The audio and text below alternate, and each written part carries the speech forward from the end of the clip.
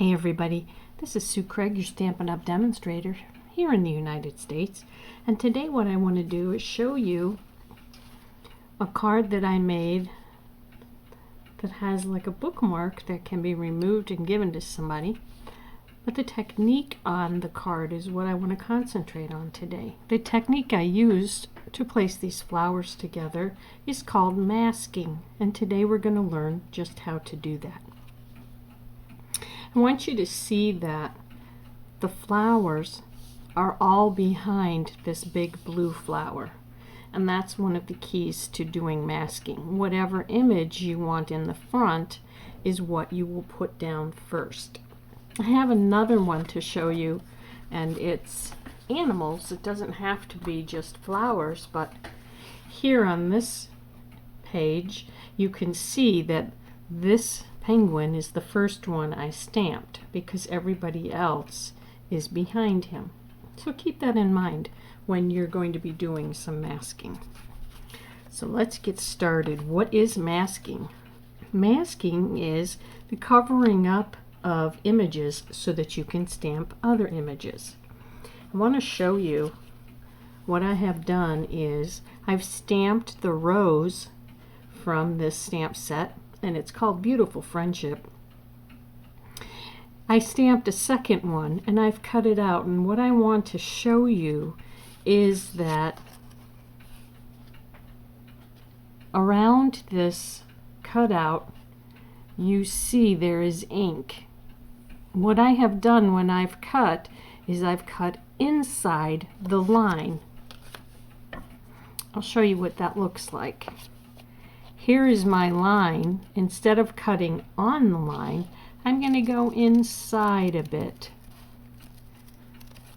Okay, and the reason we do that is so that when we put our mask down, there won't be any white space between where the stamp ended and the mask covered. And I'll show you what I mean. I've already cut out the rose for this one, so I'll show you how to use it. The first image I'm going to put on is the two pieces that have the rose on it that's in blue. And I am using a mat because these do not have a cushion. I'm going to take my bookmark and I'm going to put this set of blue roses right here in the center. Alright, that's the image that everything else is going to go behind. So what I do is I take out my mask for this one, and you can see how well used these are. They last for a long time, and a mask should be made out of your computer paper or post-it notes like I have here, or masking paper. It doesn't always have to be these, but you do want a thin paper to use. You could use your computer paper and just put some temporary adhesive on the back to hold these in place. I want you to notice that when I put this down, you do still see ink around the edge. That's because I cut my mask to be a little bit smaller than the stamped image. So I have this on like this. The next thing I'm going to add are my roses. So I'm going to take my Rococo rose and I'm going to add this to my group of flowers. You can see I have the blue ones covered up, so now the rose ones will go on. Alright, we're going to continue to build, and the next thing I'm going to put on are these yellow rose buds.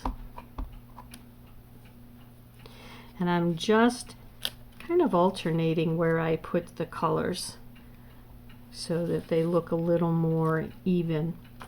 When you're doing this, you can also take colors that are a little bit darker and stamp off. That's pretty dark for a color, and so when I stamp off, this is the color that will go on to my piece of artwork here. What I'm going to do next is I'm going to take those little rose masks that I made. And when I make a mask, I will have 2 or 3 pieces of paper that I take and cut at a time. So now I have plenty of masks for whatever I'm working on. So I'm going to put this mask down here. And I'm going to put, I've got so many masks now. I'm going to put this mask here. And again, you can see that there's ink that you can see. All right, so we're going to stamp off with this next piece, and I'm going to put it right here, kind of behind or in between those yellow roses.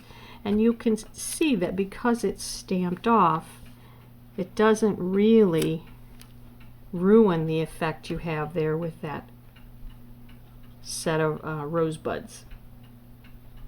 Okay, so we have that, and I didn't have to mask these two because I stamped off, and it doesn't look really bold, like it doesn't belong there. We want to add our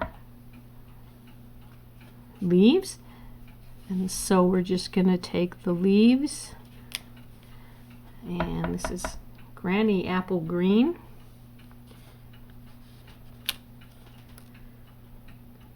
All right, now the reveal. You take these off, and you'll see that we have a very nice grouping of flowers. And again, you can see this was our first stamp, so it's in front and everything else is behind it. We do want to put a greeting on here, and you can decide for yourself where you want the greeting. Some of the ladies in my class put it down here at the bottom. Others opted to put it up here on the flowers. On this set, you can also put the smaller insides of the roses in if you like. But if you're going to stamp on top of it, there's no reason to do that. So, I hope you learned a little bit more about masking and can start to do some masking on your own. Remember, it's not just flowers. You can do animals. You can do anything you want.